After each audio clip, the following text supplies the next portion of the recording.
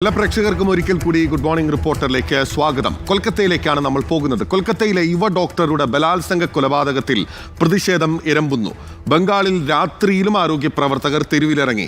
സമരം ശക്തമാക്കാനാണ് IMA ഉൾപ്പെടെയുള്ള സംഘടനകളുടെ തീരുമാനം. പ്രതി സഞ്ജയ് റോയിയുടെ സൈക്കോ അനാലിസിസ് പരിശോധനയ്ക്ക് CBI ഒരുങ്ങുകയാണ്. പ്രതിഷേധം ശക്തമായ പശ്ചാത്തലത്തിൽ നിരീക്ഷണം ശക്തമാക്കാൻ സംസ്ഥാനങ്ങൾക്ക് കേന്ദ്ര ആഭ്യന്തര മന്ത്രാലയം നിർദ്ദേശം നൽകി. മുൻ പ്രിൻസിപ്പൽ സന്ദീപ് ഘോഷിനെ ചുമതലയിൽ നിന്ന് നീക്കാൻ ആരോഗ്യ വകുപ്പിന് നിർദ്ദേശം ലഭിച്ചു. യുവ ഡോക്ടറുടെ കൊലപാതകത്തിന് പിന്നാലെ വനിതാ ഡോക്ടർമാരുടെ ജോലി സമയം 12 മണിക്കൂറായി ബംഗാൾ സർക്കാർ നിജപ്പെടുത്തിയിട്ടുണ്ട്. കൊൽക്കത്തയിൽ നിന്ന് ആദിൽ പാലോടാണ് വിവരങ്ങളുമായി തത്സമയം ചേരുന്നത്. ആദിൽ, വളരെ ശക്തമായ രീതിയിലുള്ള സമരമാണ് രാജ്യവ്യാപകമായി അലയടിക്കുന്നത്. കൊൽക്കത്തയിൽ, ബംഗാളിൽ അത് ശക്തമായി തന്നെ തുടരുകയാണ്. എന്താണ് ഈ പുലർച്ചെയും ആ വിധത്തിൽ അശാന്തിയുടെ ഒരു നിലവിളി തന്നെയാണോ കൊൽക്കത്തയിൽ നിന്ന് കേൾക്കാനാകുന്നത്?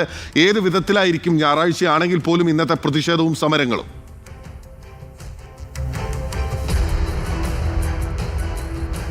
ബിനിൽ ആര്യ, ഞാൻ കൊൽക്കത്ത RG-കാർ മെഡിക്കൽ കോളേജിന് സമീപത്താണുള്ളത്. കഴിഞ്ഞ ദിവസം RG-കാർ മെഡിക്കൽ കോളേജിന് സമീപത്തും നഗരത്തിലെ പ്രധാന ഭാഗങ്ങളിലെല്ലാം യുവാക്കൾ, മെഡിക്കൽ വിദ്യാർത്ഥികൾ തടിച്ചുകൂടി വലിയ രൂപത്തിൽ പ്രതിഷേധങ്ങൾ സംഘടിപ്പിച്ചിരുന്നു. വലിയ ഗതാഗത കുരുക്ക് നഗരത്തിൽ ഉണ്ടാവുകയും ചെയ്തു.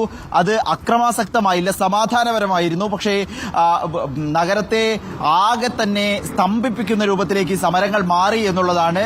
ഈ ഇരയ്ക്ക് നീതി കിട്ടണം എന്നുള്ളതാണ് സമരക്കാരുടെ ആവശ്യം. അത് ഇന്നും തുടരും. അത് കൂടുതൽ ശക്തമാകും ഞായറാഴ്ചയാണെങ്കിൽ കൂടി എന്നാണ് നിലവിൽ സംഘാടകർ അറിയിച്ചിരിക്കുന്നത്, സമരസമിതി അറിയിച്ചിരിക്കുന്നത്.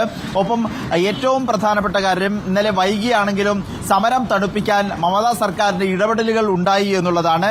കൂടുതൽ പരിരക്ഷയും സുരക്ഷയും വനിതാ ഡോക്ടർമാർക്ക് ഉറപ്പാക്കാനുള്ള ഉത്തരവ് ഇന്നലെ മമതാ സർക്കാർ, ബംഗാൾ സർക്കാർ പുറത്തിറക്കിയിരുന്നു. CCTV ക്യാമറകൾ സ്ഥാപിക്കുക, വിശ്രമ മുറികൾ വനിതകൾക്കായി പ്രത്യേകം ക്രമീകരിക്കുക, പെട്രോളിംഗ് നടത്തുക, ജോലി സമയം പരിമിതപ്പെടുത്തുക തുടങ്ങി വനിതാ ഡോക്ടർമാർ ആവശ്യപ്പെടുന്നതിൽ പ്രത്യേക ചില ആവശ്യങ്ങൾ നടത്തിക്കൊടുക്കാൻ മമതാ സർക്കാർ തയ്യാറായിരിക്കുന്നു. സുരക്ഷ ഉറപ്പാക്കുന്ന ചില നിർദ്ദേശങ്ങൾ, അത് സമരം തണുപ്പിക്കുക കൂടിയാണ് ആ നിർദ്ദേശങ്ങൾ പുറത്തു വന്നതിന്റെ ലക്ഷ്യം എന്നത് വ്യക്തമാണ്.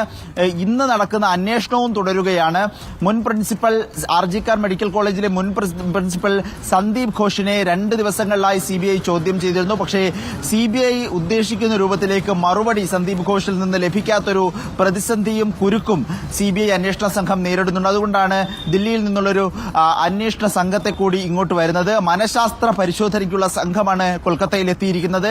ഇന്നോ നാളെയോ തന്നെ ആ പരിശോധന നടക്കുമെന്നതാണ് ഏറ്റവും പ്രധാനപ്പെട്ട കാര്യം. ഒപ്പം സന്ദീപ് ഘോഷിനെ RG-കാർ മെഡിക്കൽ കോളേജിലെ കൊലപാതകവും വിവാദങ്ങൾക്കും പിന്നാലെ രാജിവെക്കുകയും രാജിവെച്ച സന്ദീപ് ഘോഷിനെ മറ്റൊരു മെഡിക്കൽ കോളേജിന്റെ ചുമതല ഏൽപ്പിക്കുകയും ചെയ്തിരുന്നു. പുതിയ ചുമതലയിൽ നിന്നും സന്ദീപ് ഘോഷിനെ നീക്കുക എന്നുള്ളതാണ് സർക്കാരിന്റെ തീരുമാനം. ആ തീരുമാനം ആരോഗ്യ വകുപ്പിനെ അറിയിക്കുകയും ചെയ്തിട്ടുണ്ട്.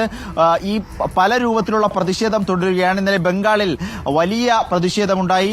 രാജ്യത്തിന്റെ വിവിധ ഭാഗങ്ങളിൽ പ്രതിഷേധമുണ്ട്. ഈ പ്രതിഷേധങ്ങളൊക്കെ അക്രമാസക്തമാകുന്ന സാഹചര്യം കൂടി പരിഗണിച്ച് നിരീക്ഷണം ശക്തമാക്കണമെന്ന നിർദ്ദേശം കേന്ദ്ര ആഭ്യന്തര മന്ത്രാലയം സംസ്ഥാനങ്ങൾക്കും കേന്ദ്രഭരണ പ്രദേശങ്ങൾക്കും നൽകിയിട്ടുണ്ട്. തുടർച്ചയായ 2 മണിക്കൂർ ഇടവേളകളിൽ കൃത്യമായി ക്രമസമാധാന നില എന്താണ് എന്നുള്ള റിപ്പോർട്ട് നൽകണമെന്ന ആവശ്യവും കേന്ദ്രം സംസ്ഥാനങ്ങളെ അറിയിച്ചിട്ടുണ്ട്. ഇതാണ് നിലവിലെ ഈ കേസ് സംബന്ധിച്ചുള്ള, ഈ സംഭവം സംബന്ധിച്ചുള്ള അവസാന അപ്ഡേഷൻ. ബിനിൽ, അതുപോലെ തന്നെ ഈ സമരം തണുപ്പിക്കാൻ എന്തൊക്കെ നടപടികളാണ് ഈ ബംഗാൾ സർക്കാർ നിലവിൽ സ്വീകരിച്ചിട്ടുള്ളത്?